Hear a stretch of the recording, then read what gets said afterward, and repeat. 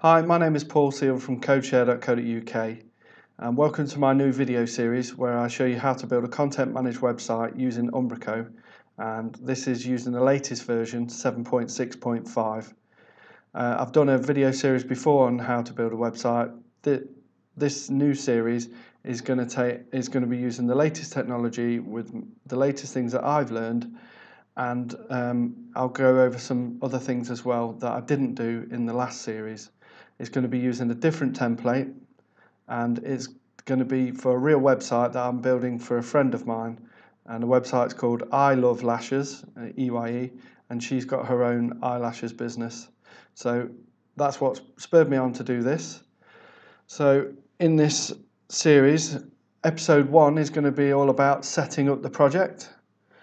So I will show you the template that I'm going to be using for my friend's website. The template's called Reflex. I've set up a short URL, so if you go to codeshare.co.uk/reflex, that'll take you to the exact template that I'm using in this video series. The last series that I did, people followed along by downloading the template as well. I got lots of questions in the comments on YouTube. It was really good. I was able to help people along the way. People left excellent feedback for me. I really appreciated it. And also, if you've subscribed to my channel, you're watching this series as I'm doing it, if you ask some questions on those by putting it in the comments on the videos, then I can answer those in future videos throughout the series. So I'll be taking the site from start to finish. I will be from the template, putting it into Umbraco, making it all dynamic, and deploying it as well. So yeah, that's what it's all going to be about. So let me show you the template that we'll be using. So yeah, the website codeshare.co.uk/reflex takes you to this exact one here. So it's quite a simple template. It's a lovely template.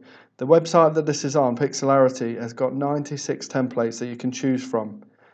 The difference with this template and the one that I did before, the one that I did before was a free template.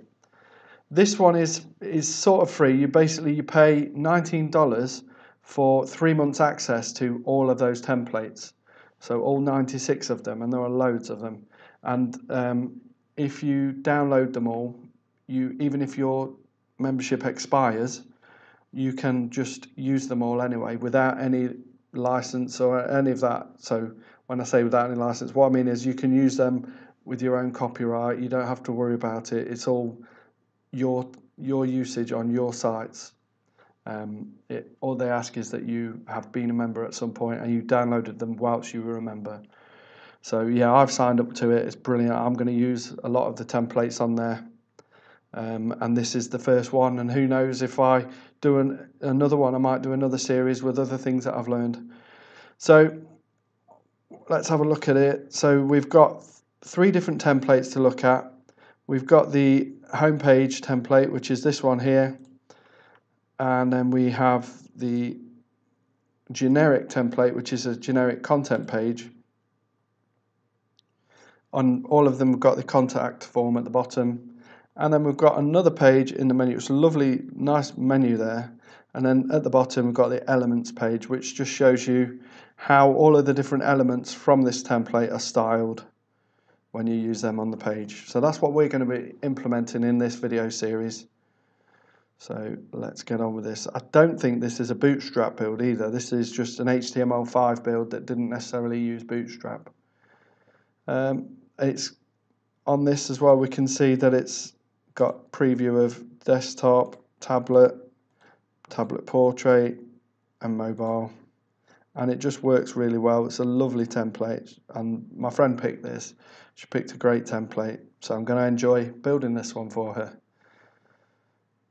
Right, so first things first then, we need to set up our project, and we need to download this template. So to download it, you click on sign up and download. That takes you to the sign up screen. You sign up and you just can use PayPal if you're going to follow along and do it with this template. You can follow along with this tutorial and do it with something else, but you just won't have the same build that I've got. So if you did want to do that, that's what you'd need to do. I've already downloaded it and I've put it into my project. I've got original HTML, so this is it here. So I can show you what you get when you've downloaded it. So they don't include those images, but those images are all free anyway. If you want to download some sample images, I've got a good blog post, a tool for doing that. So you go to codeshare.co.uk and you look for stock image search tool, and then you can just look for man or whatever those pictures were, and you can see it will open these out, and you've got some nice stock images that are all free as well for you to use on your website if you did want to. So as it stands, there aren't any, they're just like plain coloured images for you here. So this is, yeah, as I was saying, it's 3 different templates that you get in the build, and then you've got the assets and the images, etc. The assets being CSS, fonts, JavaScript, etc. So what we need to do then is we need to do what the whole purpose of this video is, and that is set up a Umbraco project. And I've learned from doing the previous video series, there are some things that I'll explain on this one that I didn't necessarily think were a problem before. So here goes. So what we need to do is open up Visual Studio 2017 Community Edition. It's free to download. You could probably do this on older versions as well, but if you want to follow along with exactly what I'm doing, then I suggest that you use that. We want to create a new project, file new project, and we're going to choose, oh, what's this doing? Right, we're going to choose templates, Visual C#, web, ASP.NET web application, and the location is in the, I've got it in the trunk of that project there, and I'm just going to call it ell.web, and that's isleoflashes.web, and I'm going to click on OK. I'm not going to tick create a directory for the solution because it will just sit in the trunk there. That's fine. So click on OK. So I just need an empty website here. I don't need to pick MVC or any of that. It's just empty at this stage. Click on OK.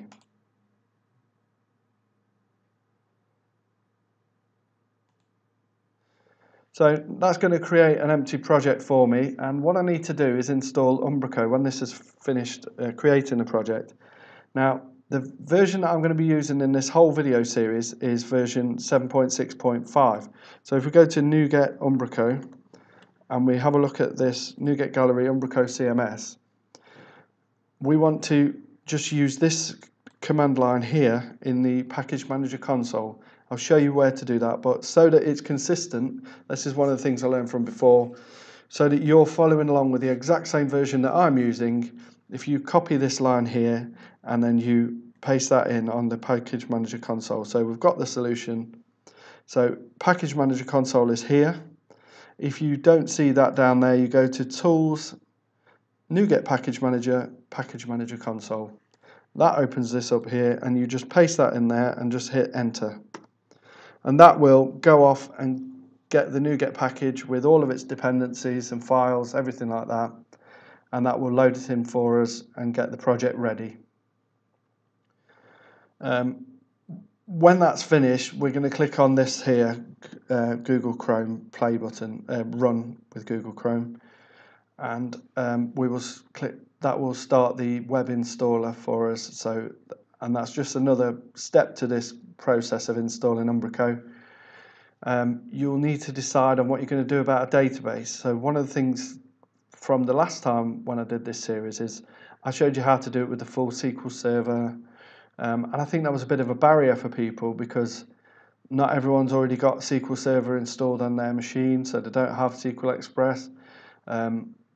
So what you can do is use the compact edition. So if you just want to do this because you want to learn Umbraco, you're not bothered about the full development setup for doing things professionally, you just want to learn about Umbraco at this stage, then I'll show you how to skip the problems that we had with SQL Server, full SQL Server, but I will also show you how to do the full SQL Server bit for those that do want to follow along with that part, but I'll show you at this point where you can skip and move on.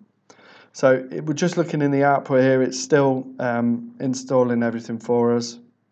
So at the end, when it's done all of its installing, we'll get a screen, it's a text file with some ASCII art saying Umbraco.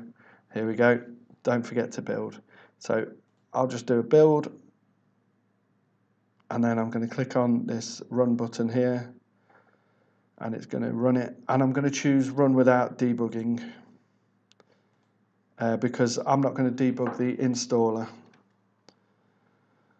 Right, so that's running now on localhost. So this is using IIS Express.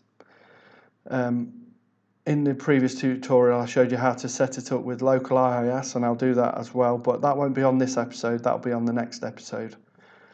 This is just going to get in Umbraco installed for you, and we're going to get the assets from that project in there. So for setting it up, all I'm going to do is just do a setup at codeshare.co.uk email address.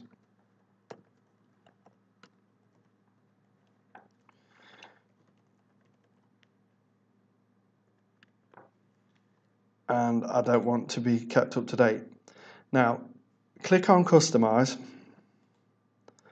This is the bit where you've got a choice about your database, how you want to play this.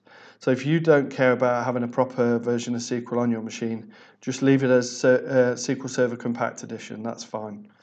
But if you want to follow along and do the full version of SQL, then let's do that next. But again, just to confirm, you can click Continue, and then you don't have to worry about connection strings and databases and everything. It will set it up for you. So I'm going to choose Microsoft SQL Server. So I need to create myself a database. Another step before I move on. If you're going down this route, you might find that you do this installation, but it can't connect to the database. So one little tip for you here is to right click on your server, go to Properties, and make sure that in the Security tab you've got Server Authentication set to SQL Server and Windows Authentication mode. If you don't have that set, then the way we're doing the connection string won't be able to connect because we're doing it with a SQL Server account. So if you do that, it might also require you to do a restart of your machine or restart the SQL Server service. So that was just a little heads up for you. So I'm going to create a new database, and I'm going to call it ELL. And the options, I'm just going to choose SQL Server 2012. That's what I'm used to using with Umbraco. That's what I've got on my server. And that is it. I'll just click on OK. So that's created my database. I now need to create a new login account. So this is going to be called ELL as well. SQL Server Authentication, and I'm going to untick Enforce Password Policy. And I'm just going to put a password in here to connect to the database using this account. And then I'm going to click on User Mapping. So I'll choose a database, tick Reader, Writer, and Owner, and then I'll choose OK. So that's the connection string setup, that's the database setup. So all I need to do now is just put those details in the install screen. And I also need the name of the server. So I just go into the properties of the server like that, copy the name, and then I can move on. So I'll do ELL for the database, ELL for the user, and then put the password in. Click on Continue. And that shows that it's been able to connect to the database because I've got to this screen here. Again, if it couldn't connect, you might have put the connection string in wrong, or your SQL Server instance might not be set up to allow mixed mode, basically. So choose no thanks, I don't want to install a starter kit because we're going to do everything from scratch. And then just let that install here, and then what you'll be faced with then is the Umbraco back office screen. So you'll be logged in as the setup account that you created. So mine was just with a setup username and setup at codeshare.co.uk. You might have done your real email address, so that might be what yours is. Just remember that password that you set that up with. So this is Umbraco. At the moment we don't have any content or media. We don't have any document types or anything else set up yet. And for the first part, for this first episode, we don't need to do anything else yet. All we're going to do is we are going to put the assets from what we downloaded into this project. So if we go back to here and go to the Solution Explorer, if we just give this a refresh and then choose Show All Files, you'll see that Umbraco has added some more files for us. And as I was saying, we're going to add some more files to the project. So if I copy these here, actually we'll copy these, and I'm going to put them into the web project that I just created. I'm going to paste them in there, and with the ones that are inside assets, I'm going to go into that and copy those folders individually like that and put them into the web project as well. Paste them in there. So I've got my CSS folder and fonts, JS and Sass. I'm going to rename the JS folder to be scripts because that's how I prefer to refer to it. So if I go back to this and I click on reload, refresh, that loads in those assets. So I want to include in the project.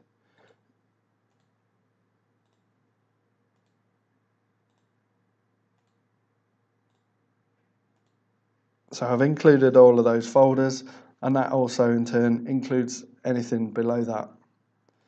So they're all in my project now, and I also need to include the 3 HTML files.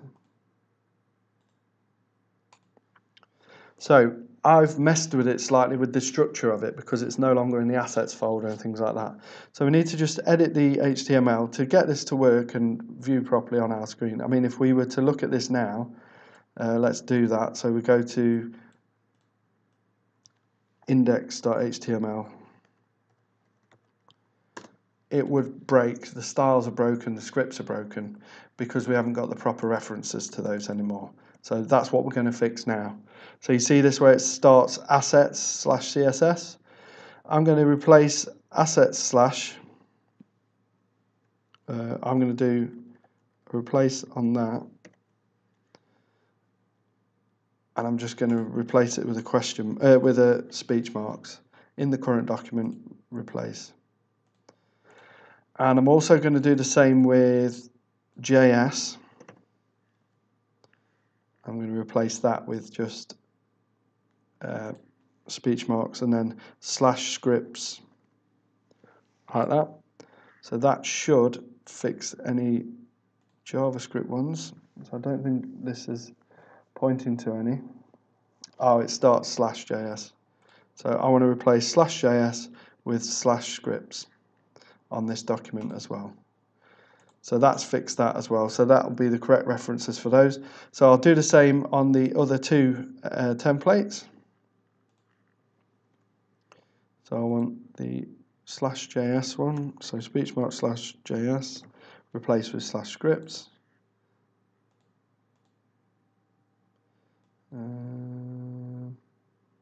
Oh, that's got assets. Oh, right. So we did assets first. That's why that's done that. So speech marks, assets, and then speech marks, leave it as it is, replace all. Then do speech marks /JS and replace with quote /scripts. That's done, and then do it on the other page as well, elements. So do the assets,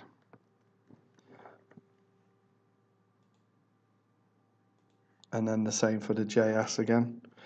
So that's going to fix all of those references. So now they should all work. So do Control-Shift-S to save all of those documents. If I refresh this page, we should find that it all works fine. So we can see the menu opening out fine. We can scroll down the page. It's all working as it was on the original download. So that's just showing you that we've got those pages working. So if I click on this, that will go to the generic template, and if I click on the elements one, we'll see the elements with all the styling and everything. So we've set up, in this video, we've set up our Umbraco project. We've added all of the files that we're going to be working with. We've got the template, the HTML files on here so that we can see these, and we can have a base to work with what was in the original build. We've got all of the assets, and we're ready to go in the next video. And in the next video, what I'll be doing is setting up the home page and slicing up the items that are on the index HTML I'm putting these into separate, where we've got sections here, we'll be putting these into separate partial views and just showing you how you build up your views and partial views and everything like that to make your Umbraco website. So thanks for watching. If you enjoyed the video and you want to follow along, please click on like and subscribe to my channel. If you've got any questions, if you're stuck on anything, if something didn't make sense, please leave a comment. And if you want to help your friends out, share it with them as well. And I will see you in the next video. So thanks for watching.